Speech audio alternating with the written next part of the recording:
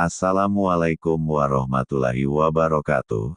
Kali ini Bang Thoyib akan mereaksen Bung Sylvester Matutina, di mana Bung Sylvester ini berbicara masalah bahwa dirinya sedang diancam melalui handphone oleh orang yang tidak diketahui jati dirinya. Bung Sylvester ini bukannya takut, malah menantang balik. Bung Sylvester ini bilang kepada penantangnya, "Kamu tidak usah repot-repot mencari saya. Katakan saja di mana kamu sekarang, sayalah yang akan mencarimu." Ditantang balik begitu si pengancam itu malah kicep ketakutan. Rupanya Bung Sylvester ini patut diapresiasi karena keberaniannya melawan kadrun-kadrun barisan sakit hati yang sampai sekarang belum bisa move on. Kadrun-kadrun barisan sakit hati terutama anak-anak Abah, yang junjungannya keok hidupnya sangat menderita batin, sampai mati pun tidak bisa terobati. Rupanya anak-anak Abah begitu dendamnya terhadap kubu Jokowi. Di dalam podcastnya Bung Sylvester juga mengatakan dirinya siap mengorbankan jiwa raganya demi menjaga NKRI dan demi membela kebenaran. Untuk lebih jelasnya mari kita saksikan bersama video berikut ini. Abang ini kan kemarin diancam-ancam ini Bang ya? Iya. Mau dikejar-kejar kan Bang? Iya. Abang takut apa enggak sih Bang? Enggak, Bang. Saya sudah terbiasa tidak takut dengan siapapun. Ya. Kecuali sama Sang Pencipta saya. Dia ngancam, terus saya telepon balik, "Kamu di mana?" Saya datang. Saya datang, nggak usah kamu ini. "Kamu di mana?" Saya datang. Saya tidak ada menyinggung korps apapun. TNI, Polri, Kopassus, Brimob, saya sangat cinta.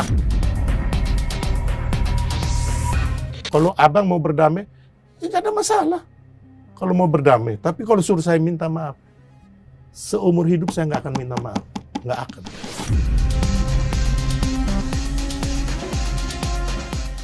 Ya aku dipanggil, Pak Prabowo bilang, Pak Prabowo sering nonton saya, beliau bilang, ini ada beberapa orang yang ada di situ. Beliau peluk saya, dia bilang, "Bang, saya suka sama abang. Abang ini berani, jujur, dan cerdas." Saya harus menghentikan orang-orang kayak begini, yang akan menghancurkan negara saya, bangsa saya, anak cucu saya.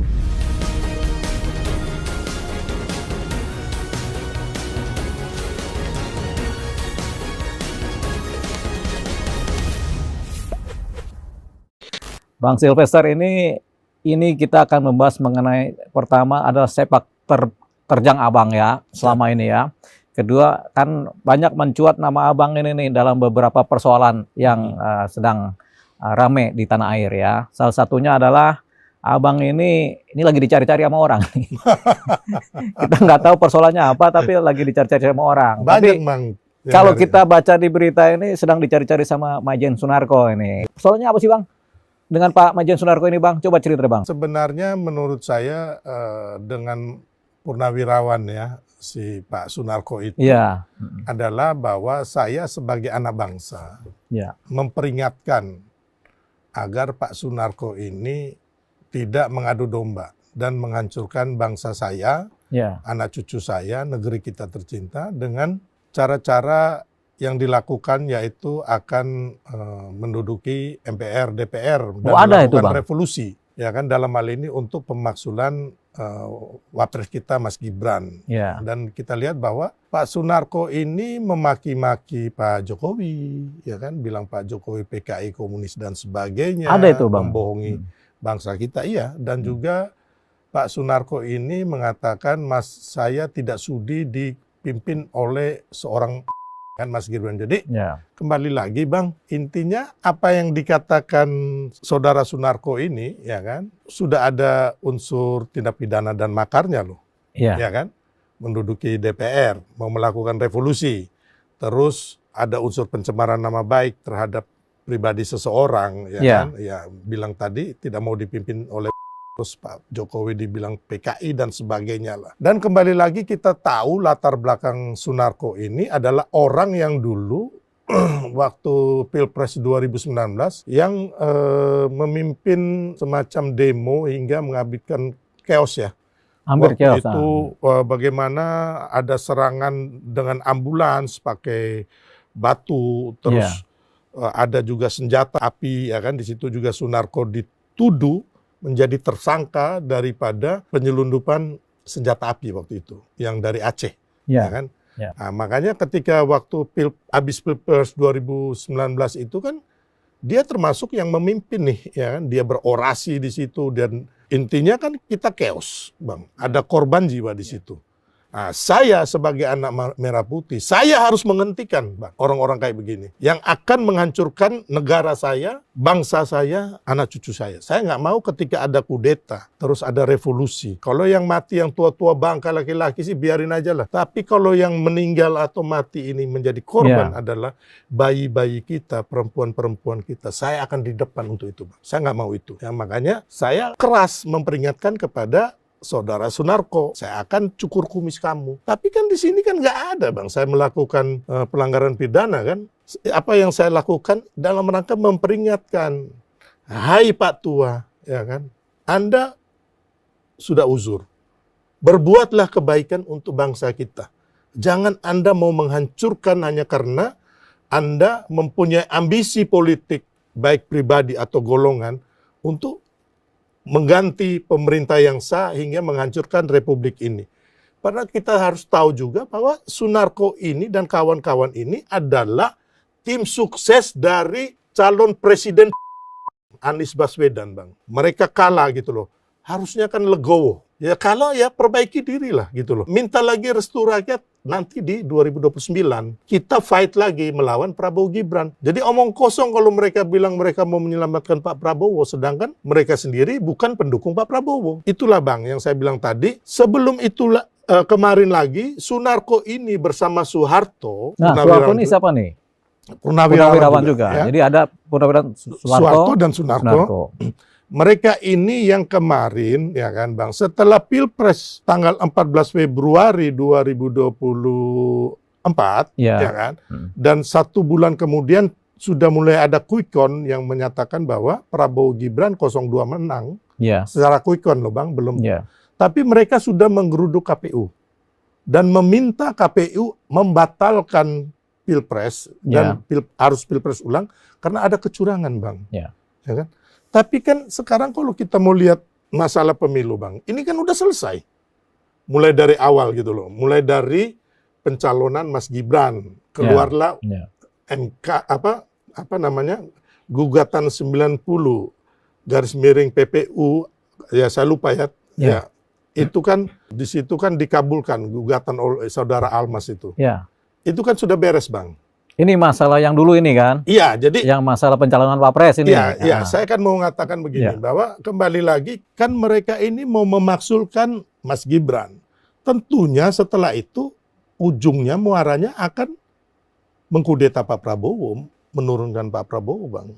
Gitu. Ya, jadi begini, Bang, sebentar, Bang. Yang membuat surat permohonan pemakzulan ya, permintaan pemakzulan ke DPR kan tadinya ini kan para purnawirawan ini kan mintanya kepada langsung ke presiden pada waktu itu kan. Awalnya presiden nggak ditanggapi. Saya yang bilang mereka, Bang, saya yang menganjurkan mereka ke DPR. Kemudian akhirnya mereka menyurati DPR MPR ya. Nah, jadi mereka lah yang kemudian membuat surat permohonan pemakzulan ya, permintaan pemakzulan terhadap Wapres Gibran ya. Itu kalau boleh tahu, Bang, kalau Abang bisa dapat data dari dalam tuh isinya apa sih, Bang? Saya ini kan minta agar biar Pak Prabowo dan Mas Gibran ini menunaikan semua janji kampanyenya. Karena saya wakil ketua tim kampanye nasional Prabowo Gibran. Dan saya punya utang moral kepada bangsa saya karena kemarin saya ikut berkampanye, Bang. Ikut menyusun strategi kampanye, ikut belusukan, ikut mendampingin Pak Prabowo dan Mas Gibran kemana-mana juga. Yang saya nggak mau, orang-orang yang ini sudah kalah, Bang. Ya kan? Ini kan orang yang kalah nih. Iya kan? Harusnya kalian, ya sudah legowo. Belum ada loh, Bang.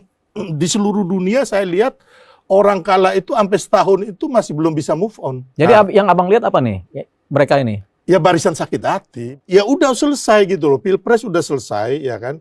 Jangan lagi kalian mau adu domba. Jangan kalian lagi bikin kerebutan, Bang. Nah, mereka nggak bisa kemarin waktu di KPU, yang saya bilang tanggal 19 April 2024 mengeruduk KPU itu nggak berhasil, ya kan? Terus mereka melakukan gugatan 01 dan 03 di MK, abang masih ingat kan waktu itu kan? Yang menang 02. Harusnya kan di sini kalian bertempur gitu loh bang. Di forum persidangan ini, forum pengadilan ini kan? Iya, kan kalian menuduh ini ada bansos, ada kecurangan. Buktikan, gitu loh bang. Kan kalian punya pengacara di 01 nih yang hebat-hebat. Refli Harun segala macam itu. Ya kan? Kan ada 01, ada 03 dong. 03 ini gabung ini. Hebat-hebat juga bang. Kenapa kalian jadi bodoh gitu loh, gak bisa membuktikan bang. Ya kan? Kan katanya kalian hebat, kalian pintar. Buktikan dong. Secara hukum, secara konstitusi. Singkat cerita, kalahlah ini. Kalahlah. Terus kembali lagi bang. Mereka ada gugatan lagi di Petun. Ya, perpanjangan lah. Kalau di MK ke Petun. Kalah lagi. Kalah lagi. Sekarang ini kan kita melihat bahwa kita mempunyai tantangan baik di internal Indonesia maupun luar negeri ini. Tantangannya sangat berat bang. Mengenai situasi geopolitik internasional yang tidak menentu dan tidak baik-baik saja. Bagaimana ada perang Soviet, Ukraina, terus perang Israel, Irak, Palestina, ya kan kemarin India dan juga Pakistan, bagaimana Trump menaikkan tarif impor gitu loh, ya kan? Dan bagaimana bang sekarang ini kan kita harus tahu bahwa ini benar-benar negara-negara ini sekarang ini mempunyai egois nasionalismenya sendiri-sendiri bang. Dia mau agar dia punya produksi kekayaan alam itu buat rakyatnya dulu. Nggak mau dibagi-bagi ke orang lain kan. Jadi di sini kan tantangan ini sangat besar. Pak Prabowo dan Mas Gibran ini perlu dukungan kita semua. Kenapa orang-orang ini yang notabene kemarin kalian sudah kalah, mau mengganggu terus gitu loh bang. Sebagai anak bangsa merah putih, saya nggak mau itu. Apalagi saya wakil ketua tim kampanye nasional Prabowo Gibran. Saya harus menghentikan ini bang. Bukan saya memfitnah mereka atau saya bikin pidana ke mereka, kan nggak ada. Betul. Saya hanya bilang saya akan cukur kumis Sunarko. Di situ kan kalau menurut saya tidak ada pidananya bang. Kecuali saya bilang, orang ini harus diapain begitu, ada unsur pidananya, ini lain cerita. Dan saya tidak ada menyinggung korps apapun. TNI, Polri, Kopassus, Brimob, saya sangat cinta. Presiden Prabowo saya sangat cinta. Saya anak merah putih. Belum pernah saya menghina korps manapun.